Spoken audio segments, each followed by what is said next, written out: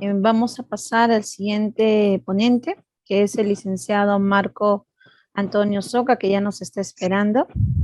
Ya, el licenciado Marco Soca está para la mañana, pero por cuestiones de tiempo actualmente va a hacerlo ahora en la tarde. Él nos va a deleitar con el tema cómo valoramos la precarga en la UCI.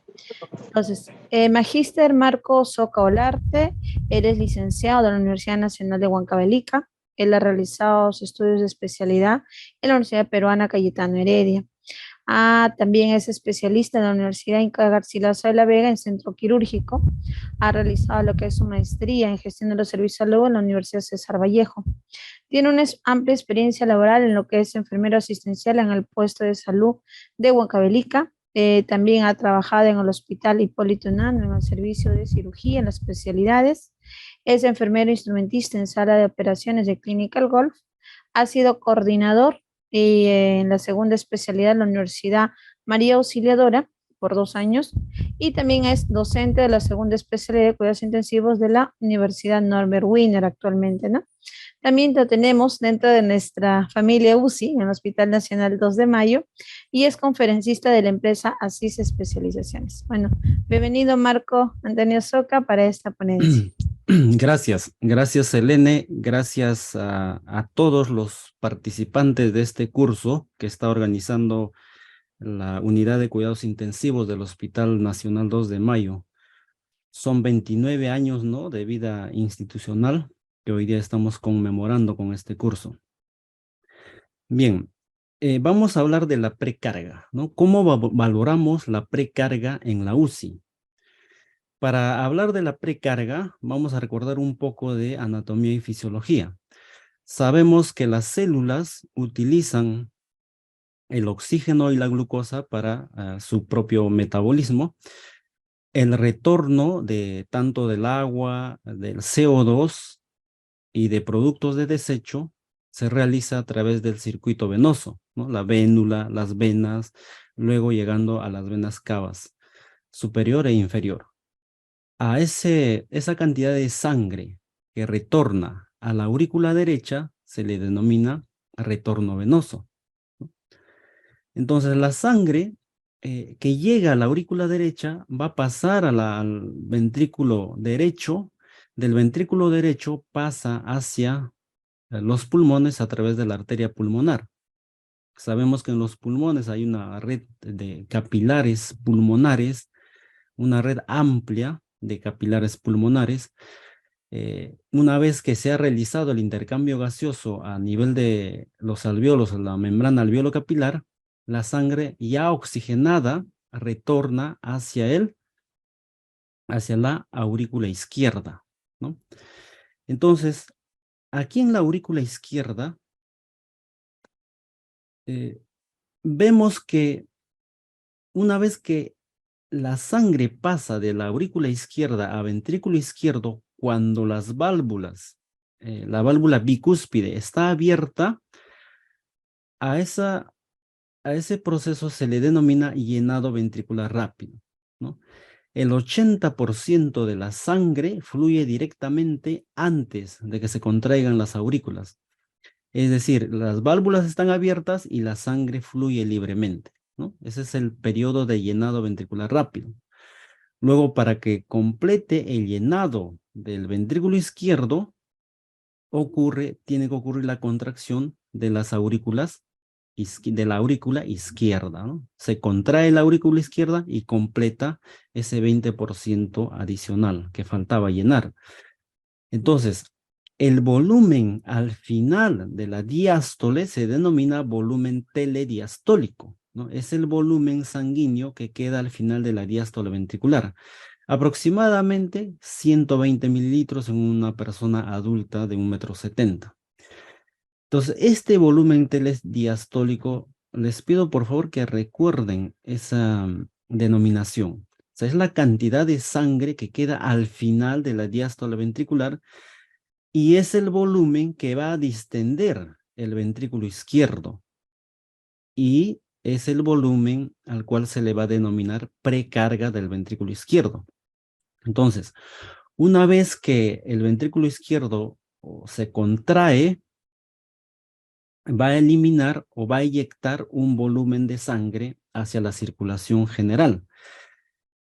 A esa cantidad de sangre que inyecta el volumen, el ventrículo izquierdo se le denomina volumen sistólico, ¿no? Es la cantidad de sangre que expulsa el ventrículo izquierdo en una contracción. ¿Cuánto más o menos es? Entre 60 a 100 mililitros, ¿no?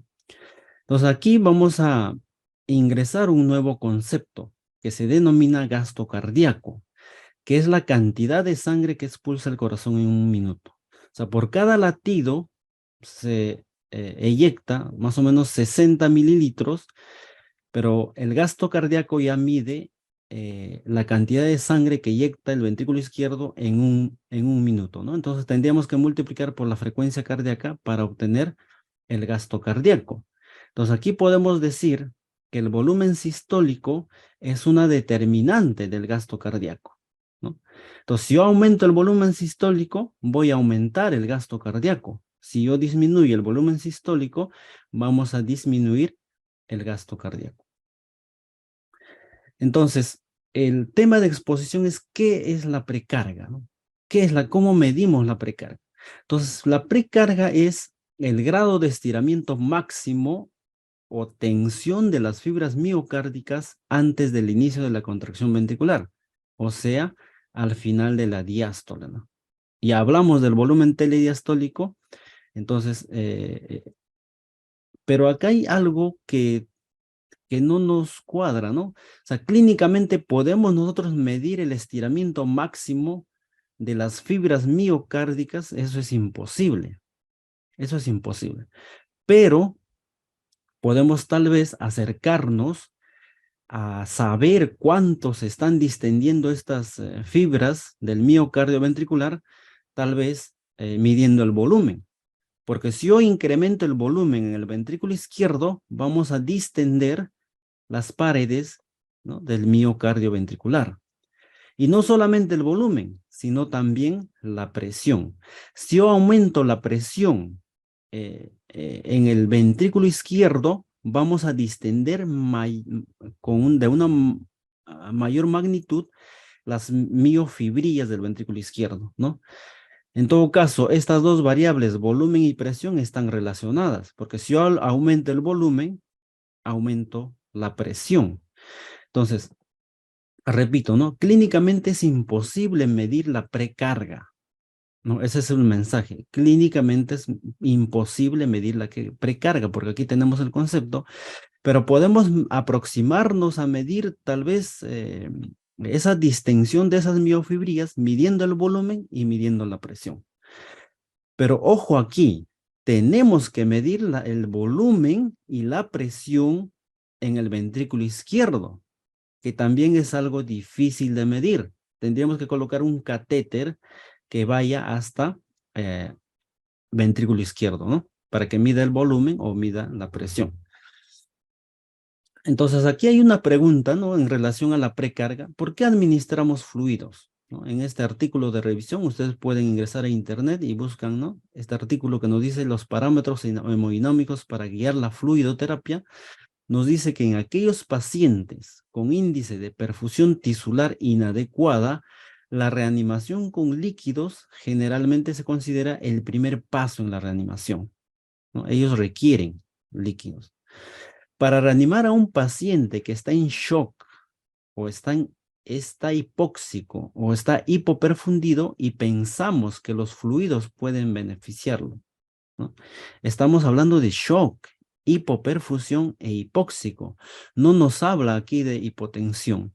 A veces cuando la presión, ¿no?, en el servicio, el paciente está hipotenso, ¿qué es lo que hacemos? Agarramos un cloruro de sodio, un equipo de venoclisis y estamos pasando volumen, sin antes haber valorado criterios como algo simple, como por ejemplo el llenado capilar, ¿no?, que es un criterio clínico. Entonces no debemos desesperarnos hasta estar seguros de que ese paciente tiene estas condiciones. Entonces, ¿qué situaciones requieren de la administración de líquidos? El paciente con shock hipovolémico, estos obviamente obviamente estos pacientes se van a beneficiar de la administración de líquidos. Los pacientes con shock obstructivo o shock cardiogénico no se benefician de la administración de líquidos. O sea, tal vez estos pacientes están hipotensos y nosotros, teniendo ese concepto, ¿no? Paciente hipotenso administra agua, podemos administrar agua, pero no está bien. ¿Por qué? Porque incluso el paciente con shock cardiogénico puede perjudicarse por la administración de líquidos, que ahora vamos a hablar de la famosa curva de Frank y Starling. El paciente o los pacientes con shock distributivo, ellos sí probablemente se beneficien de la administración de líquidos al inicio y después habría que valorar ciertos parámetros como los parámetros dinámicos de respuesta a fluidos para ver si van a continuar beneficiándose de líquidos. En ese mismo artículo que les he mencionado de los parámetros hemodinámicos para guiar la fluidoterapia, nos dice que, miren, la única razón para darle a un paciente un reto de fluidos es aumentar el volumen sistólico. Ojo con lo que dice. La única razón para darle a un paciente un reto de fluidos es aumentar el volumen sistólico. Si la administración de líquidos no aumenta el volumen sistólico, la carga de volumen no le brinda al paciente ningún beneficio útil. Puede ser perjudicial. Entonces, habría que determinar, ¿no? Si yo administro al paciente un reto de volumen, tendría que medir que ese volumen me esté aumentando el volumen sistólico. Y recuerdan ustedes que el volumen sistólico es un determinante del gasto cardíaco. En todo caso, tendríamos que ver que la administración de ese volumen aumente el gasto cardíaco. Ahora, el gasto cardíaco también es determinante de la presión arterial. Entonces, tendríamos que ver eso también. Los estudios clínicos han demostrado que solo aproximadamente el 50% de los pacientes críticamente enfermos hemodinámicamente inestables responde al volumen, o sea, el 50%, ¿no? Entonces hay que tener bastante cuidado a quienes nosotros administramos volumen. Y aquí está la famosa curva de Frank y Starling, ¿no? Esta famosa curva han sido dados por el fisiólogo Otto Frank y Ernest Starling, que nos dice que existe una relación positiva entre la precarga y el volumen sistólico, de tal modo que cuanto mayor es la precarga ventricular, mayor es el volumen sistólico. Entonces aquí, por ejemplo, en el eje de las Y vamos a colocar el volumen sistólico, en el eje de las X la precarga, y vamos a relacionar ambas variables. Y fíjense aquí que relacionando ambas variables en determinados puntos, se han generado estos puntitos azules. Y juntamos esos puntos azules y vemos una curva. Esta es la famosa curva de Frank Starling. ¿Qué significa? Miren, si yo administro 100 mililitros en este punto de la curva, en un paciente X, ¿no? En este paciente X, va a aumentar 50 mililitros que el volumen sistólico. Si yo administro 100 mililitros en este punto de la gráfica, va a aumentar solamente 20 minutos, pero aumenta el volumen sistólico. Y en este punto de la gráfica, si yo administro 100 mililitros de volumen, solamente obtengo 8 mililitros de incremento del volumen sistólico. Y fíjense más allá, aquí administramos 100, solamente 2, y aquí administro 100 mililitros y no obtengo ningún beneficio. Entonces, tendríamos que nosotros identificar, y yo les recomiendo algo, siempre que nosotros vamos a administrar volumen, siempre preguntémonos esto: ¿en qué parte de la curva está el paciente? Si está en esta zona de la pendiente, es una zona de precarga dependencia, o sea que mi paciente, si yo administro volumen, se va a beneficiar del volumen porque me va a aumentar el volumen sistólico.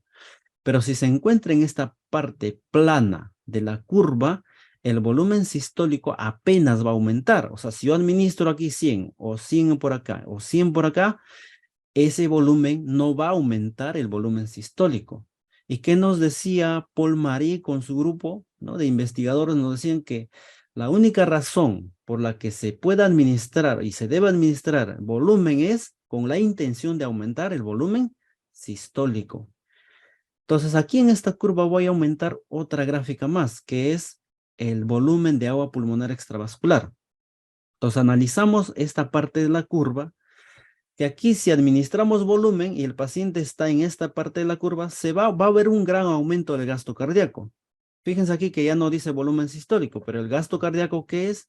Es la multiplicación del volumen sistólico por la frecuencia cardíaca.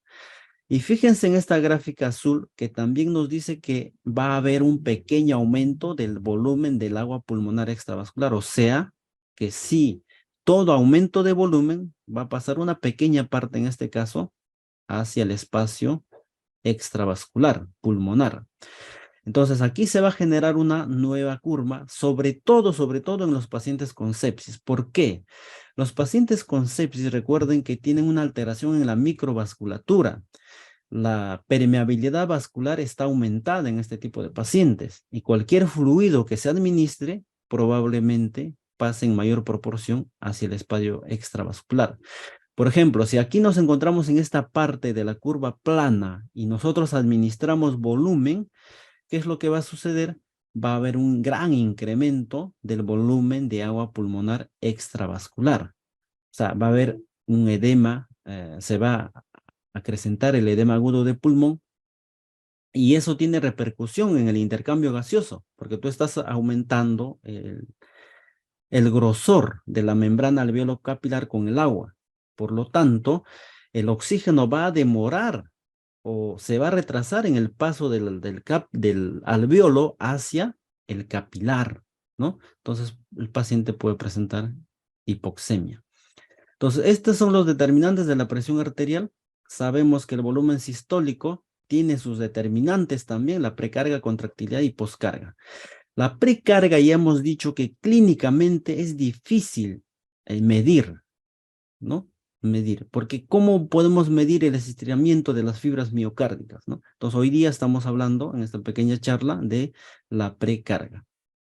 Entonces, si yo no puedo medir la longitud de las fibras miocárdicas del ventrículo izquierdo al final de la diástole ventricular, ¿cómo podemos medir la precarga? Al inicio les dije que podemos medir mediante volumen, ¿no?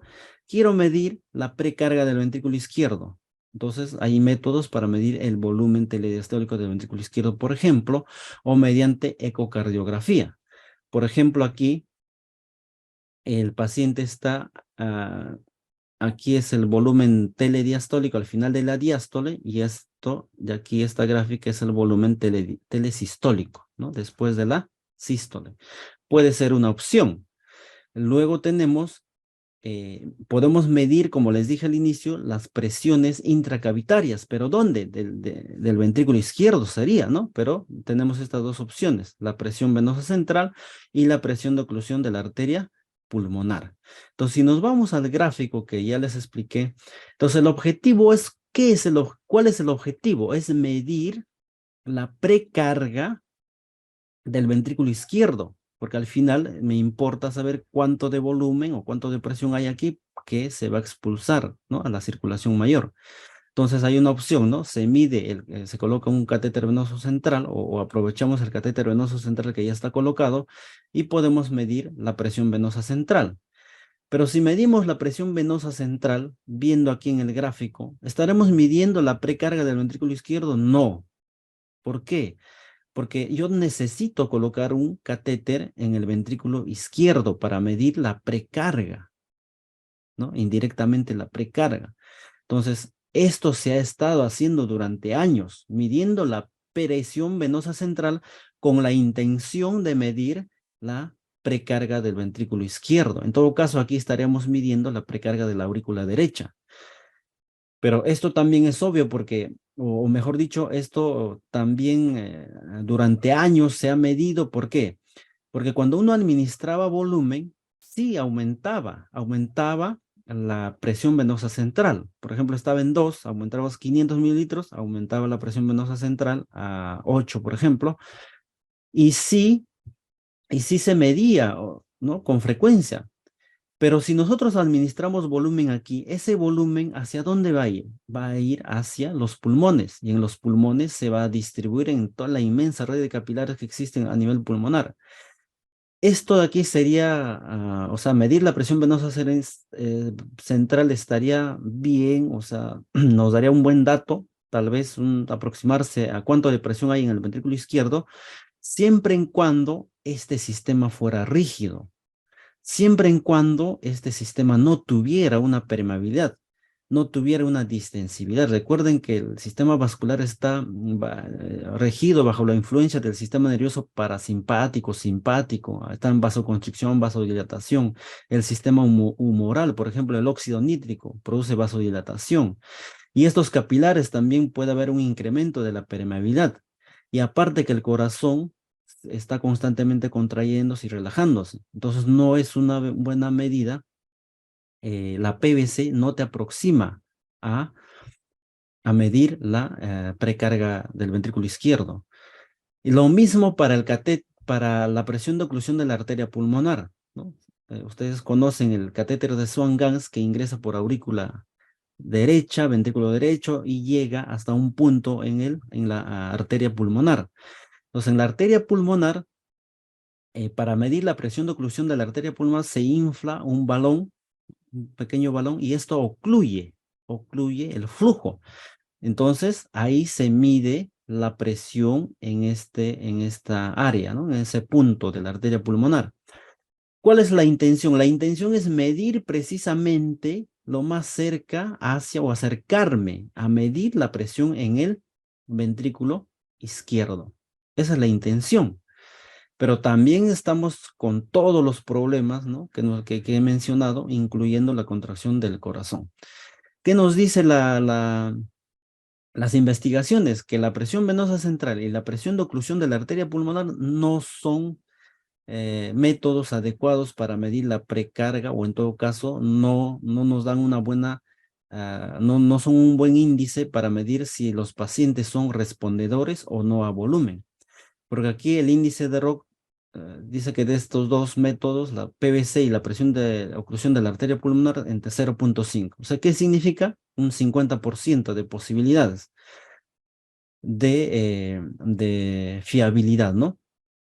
Entonces, el primer mensaje es que los parámetros estáticos de respuesta a volumen no existen. Ahora vamos a ver por qué. No se deben utilizar la PVC o la presión de oclusión de la arteria pulmonar de manera aislada para valorar la posibilidad de administrar líquidos. O sea, si ustedes ven una PVC baja, no significa necesariamente que necesite volumen, ¿no?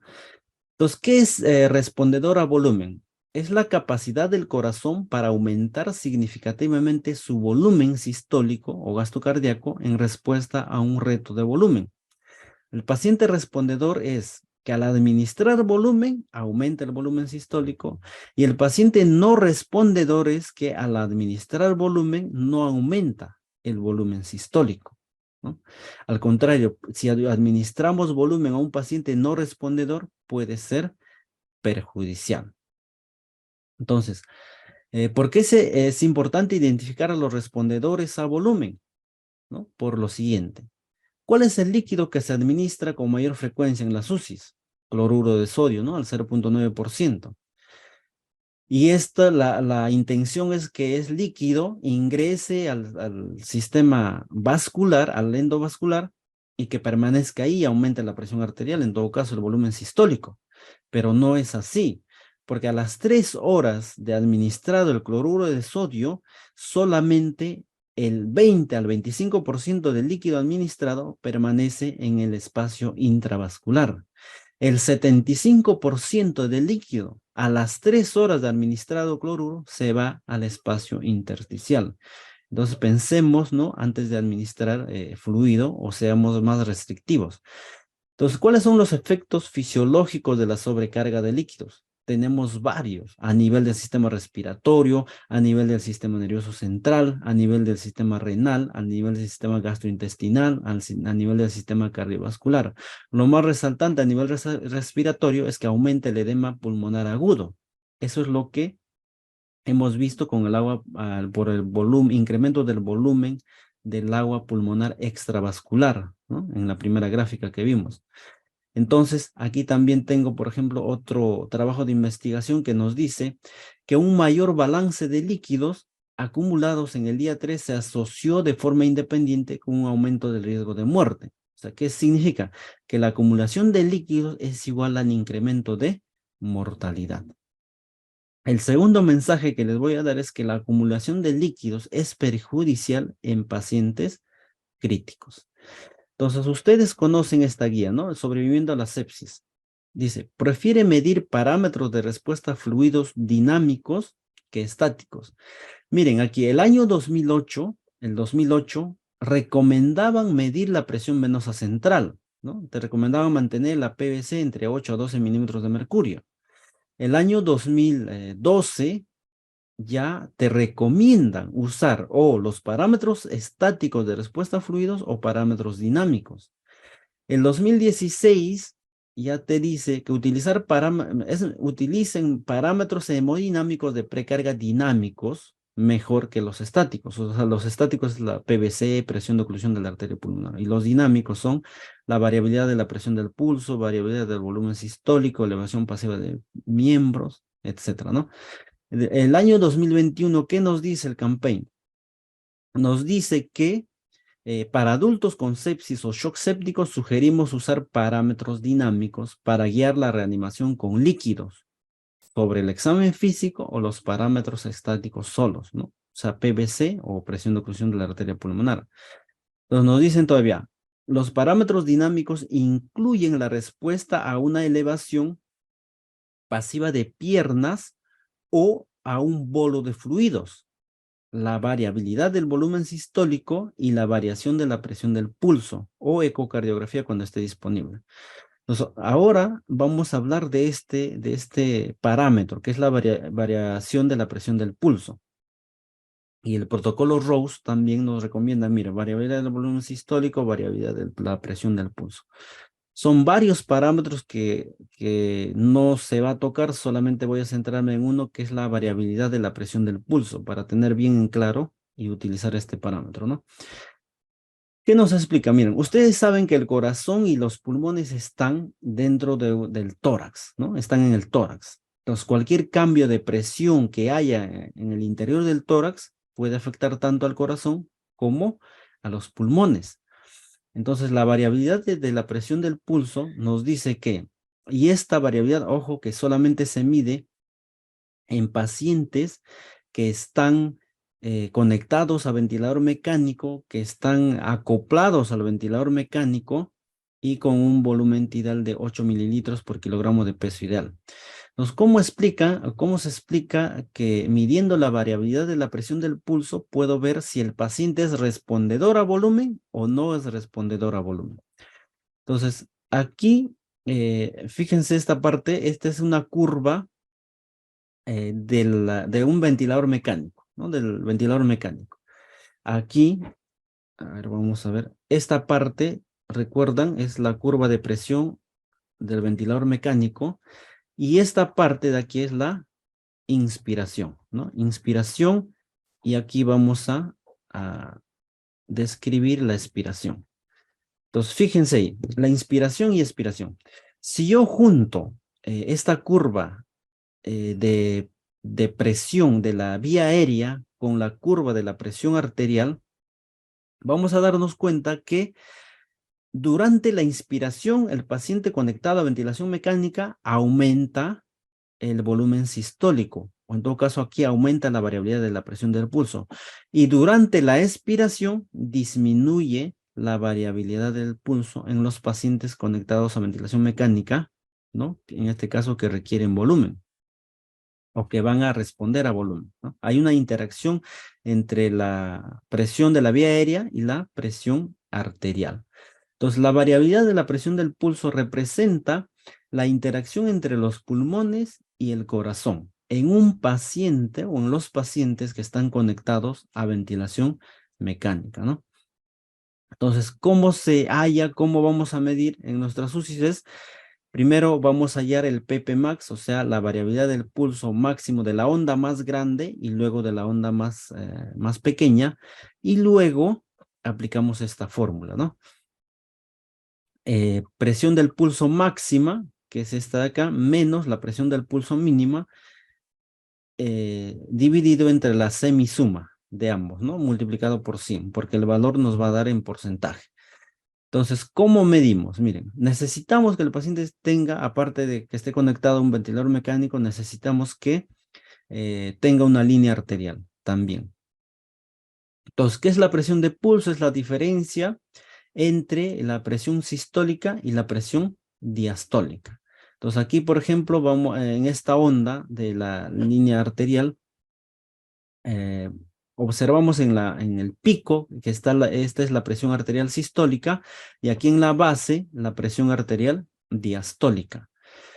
¿Y la presión de pulso qué es? Es la diferencia entre la presión arterial sistólica y la presión arterial diastólica. Entonces, la presión del pulso, PP, presión del pulso, presión arterial sistólica menos diastólica es 120 menos 80, 40, ¿no? 40. Valores normales entre 25 y 50. Entonces, ¿cómo medimos la variabilidad de la presión del pulso? Fíjense acá. Como les dije, vamos a ubicar la onda más grande y la onda más pequeña, ¿no? En el monitor, hasta algunos monitores se puede hacer una pausa y ubicamos ahí. ¿Y qué vamos a hacer en esto? Una vez ubicada la onda más grande, que es la presión de pulso máxima, ubicamos cuánto de valor tiene en la presión sistólica. Es 90 en este caso y aquí 50, ¿no? Realizamos una diferencia porque ese es el concepto de la presión del pulso, ¿no? Presión del pulso, ¿qué es? La presión sistólica menos diastólica. En este caso, 90 menos 50, 40. Y ubicamos la onda de menor tamaño, que es la PP-min, presión de pulso mínima. También hacemos lo mismo, la presión arterial sistólica 75 y la presión arterial diastólica 45. Hacemos la diferencia para hallar y aquí nos sale 30. 75 menos 45, 30. Ahora, reemplazamos en esta fórmula, ¿no? PP max menos PP min, que tenemos aquí los dos valores, 40 menos 30 dividido entre 40 menos 30 entre 2. ¿Cuánto sale? Arriba sale 10, abajo sale 35, multiplicamos por 100 es 28%. O sea, la variabilidad de la presión del pulso nos ha salido aquí 28%. Entonces, la variabilidad de la presión del pulso es igual a 28%. La pregunta es, ¿el paciente es respondedor a volumen? Entonces, nuevamente vamos a nuestra curva de Frank-Starling. Y esta curva yo les dije, ¿no? Al inicio que ustedes, cada vez que vamos a administrar volumen, siempre preguntémonos en qué parte de la curva se encuentra mi paciente, ¿no? Vamos a recordar un poquito. Fíjense acá. Unimos esos puntos y esta es la curva. Y esta curva tiene dos partes. Tiene una parte, una zona de precarga dependencia y tiene una zona plana donde si ustedes administran volumen, no vamos a obtener un mayor beneficio, o sea, no va a aumentar el volumen sistólico. Y si a esta parte, fíjense, de la precarga, a esta parte de precarga, ¿no? Que las unidades son en mililitros porque nosotros administramos un volumen de 100, 200, 300. Si reemplazamos por porcentajes y le denominamos variabilidad de la presión del pulso, entonces vamos a ya hacer algo, pasar de lo abstracto a lo aplicativo, ¿no? Entonces, si nosotros identificamos esta zona de precarga dependencia, significa que cuando nosotros administramos volumen, va a aumentar el volumen sistólico y en esta zona plana, cuando uno administra volumen, no va a aumentar el volumen sistólico. Entonces, aquí vamos a hacer una línea, ¿no? De acuerdo a la variabilidad de la presión del pulso, aquellos pacientes que tengan una variabilidad de la presión del pulso menor del 13%, como vemos acá en la gráfica, fíjense, aquí la zona plana, no van a responder a volumen. Ojo, aquellos pacientes que tienen una variabilidad de la presión del pulso menor de 13 pacientes no van a responder al volumen. ¿Por qué? Porque se encuentran en la zona plana en la zona plana de la curva, ¿no? Y aquellos pacientes cuya variabilidad de la presión del pulso es mayor al 13%, estos pacientes sí van a responder a volumen. Y eso es lo que nosotros hemos calculado. ¿Cuánto ha sido? 28, si no me equivoco. Entonces, si ubicamos aquí en la curva, ¿no? Aquí, 28 sale incluso de la gráfica. Entonces, la pregunta es, ¿ese paciente va a responder a volumen? Sí, ¿no? 28%. El paciente sí va a responder a volumen. En los monitores actuales, de hecho, todos los monitores tienen ya la forma de configurar la variabilidad de la presión del pulso, que es esta PPB, ¿no? Que en este caso es 3%. O sea, tienen esa opción. Tú solamente programas y obviamente hay requisitos, ¿no? El paciente tiene que estar con una línea arterial, intubado en ventilación mecánica, sedado, no tiene que haber no tiene que tener arritmias, ¿no? Entonces, en cualquier monitor ustedes pueden programar. Entonces, aquí yo veo una variabilidad de la presión del pulso de 3%. ¿El paciente va a responder a volumen? No. El paciente no va a responder a volumen, ¿no? Y aquí vamos a mencionar las limitaciones que yo les estaba mencionando ya. Los pacientes en quienes yo puedo medir este parámetro. En aquellos pacientes con ventilación mecánica controlada, que no tengan actividad ventilatoria espontánea. En aquellos pacientes sin arritmias cardíacas, porque en alguna ocasión vi, ¿no?, en el monitor, pacientes con arritmias, la variabilidad de la presión del pulso me salía 30, 45, 48. Entonces eso no significa que yo le voy a administrar volumen, sino significa que este paciente está con arritmias y no me va a dar unas buenas ondas de presión arterial, ¿no? Las van a variar de acuerdo al ritmo del paciente. Y recomiendan también en lo posible ventilar a un paciente con un volumen arterial mayor a 8. Entonces, estos son los requisitos para yo medir la variabilidad de la presión del pulso. Acá dice volumen sistólico, ¿no? También para la variabilidad del volumen sistólico, pero en sí el mensaje es para ambos, ¿no? Para ambos parámetros dinámicos se requiere que el paciente esté con ventilación mecánica controlada, sin actividad ventilatoria espontánea, sin arritmias y en lo posible ventilar con 8 mililitros por kilogramo de peso ideal, ¿no? Muchas gracias.